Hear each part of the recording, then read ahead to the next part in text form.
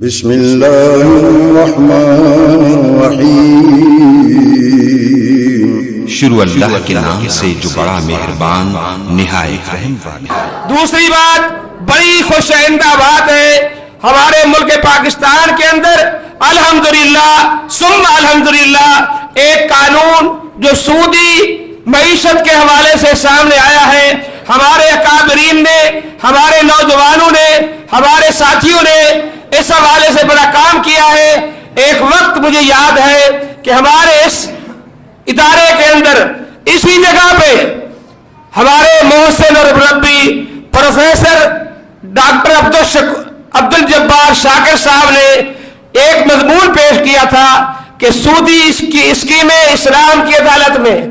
اسی طرح ایک جامعۃ الاحسان اسلامیہ کے حوالے سے ایک مضمون اس انداز کا بھی سامنے آیا کہ بینکاری نظام جو ہے بغیر سود کے ممکن ہے کہ نہیں۔ الحمدللہ ہمارے اکابر نے بھرپور کردار ادا کیا اور اس چیز پہ کہ سود ہر حالت میں اللہ اور اس کے رسول سے بغاوت ہے، ہم اسے کبھی برداشت نہیں کر سکتے۔ اور الحمدللہ ثم الحمدللہ بڑی خوشی کی بات ہے کہ آج ہماری حکومت نے، جناب شہباز شریف صاحب نے، وزیر خزانہ اسحاق ڈار صاحب نے یہ اعلان کیا ہے کہ ہم سودی اسکیمیں ختم کرنے جا رہے ہیں اور سود کا سارا نظام اپنے پاکستان میں ختم کرنے جا رہے ہیں، کیونکہ اس ملک کی بنیاد لا الہ الا اللہ محمد رسول اللہ پہ بنی ہے۔ اس ملک کا نعرہ ایک ہی ہے کہ پاکستان کا مطلب کیا؟ لا الہ الا اللہ۔